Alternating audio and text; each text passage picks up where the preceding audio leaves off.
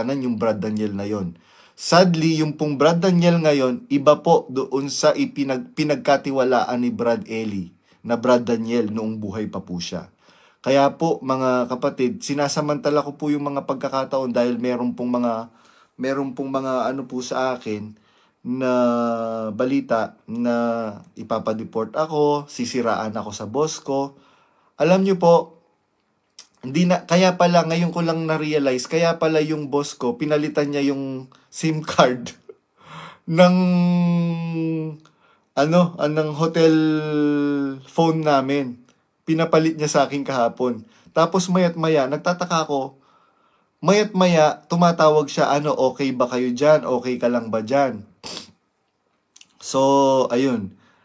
Alam nyo, totoo yun, pagka ang tao, nag-gain mo yung trust, kahit anong sabihin mong paninira, hindi yun maniniwala. So, sadly, Brad Daniel, kung sigurong pinagtanggol mo lang ako sa nanay mo, isa ako sa tagapagtanggol mo. Kaya lang, reckless ka kasi. Napaka-reckless mo. Biruin mo, hindi mo man lang aalamin yung kalagayan ng mga kapatid, lalo na sa Middle East. Biruin mo, merong nag-message sa akin kanina. Sabi niya, bro, alam mo ba? Sabing ganyan, muntik na akong ma-rape sa Middle East. Kasi ang pagkakatipon doon, alanganing oras ng gabi. Nag-taxi ako, tumabi ako sa driver seat, sabi niyang ganyan. Kasi gabi, hindi ako marunong mag-Arabic. So, yung direction para maano ko. Alam mo bro, sabi niyang ganyan, hinipuan ako ng driver, tapos hinalikan ako. Bumaba ako sa sasakyan. Takot na takot ako noon. Tapos, dahil dun sa traumang inabot ko na yon sa 3 months akong hindi nakadalo. Pero sinabi ko sa group leader namin, tsaka dun sa half-timer nung lokal namin sa Middle East. Siguro, tapos sabi niya, atas ng pananampalataya, after 3 months, pumunta uli ako ng lokal. Alam mo bro, sabi niya ganyan, hindi man lang ako tinanong noong manggagawa sa lokal namin.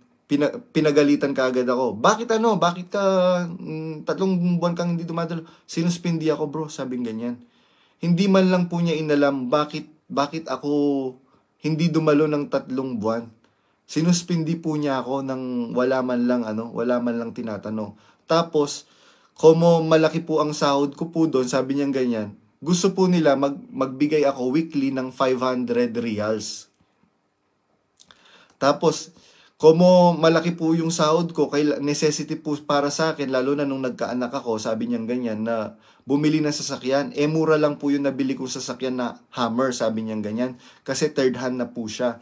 Biruin niyo po bro, pinulpito po ako ni Brad Andy Perlada, sabi niya ganyan. Tapos, kinausap niya po ako ng one-on-one. Sinagot ko po talaga siya, sabi niya ganyan, sinagot ko po siya. Bro, sabi kong ganyan sa kanya, bakit mo ako paparinggan sa pulpito? Yung sinasabi ko, sabi ni Brad Andy Perlada, for general consumption. Sino po ba ang merong sasakyan lang noong time na yun na malaki? Hindi po ba ako lang? Hindi daw po nakasagot si Brad Andy Perlada.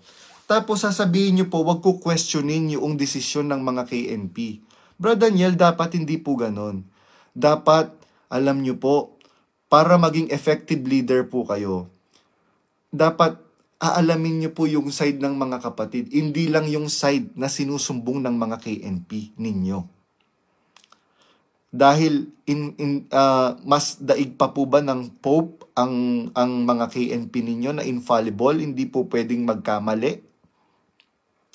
Kaya Brad Daniel, kung habang meron pa pong pagkakataon na maayos nyo po yung leadership po ninyo, ayusin po ninyo. Madali lang naman po yun eh. Be humble. Yung tinuturo nyo po sa amin, di po ba? Dapat maging humble. Pero hindi po yun yung nakikita po namin. Ang nakikita po namin, ma-pride na leader. Personally sa akin, pwede mo namang sabihin sa mother mo, Mami, nananahimik na nga si Badong, dapat tigilan nyo na po siya.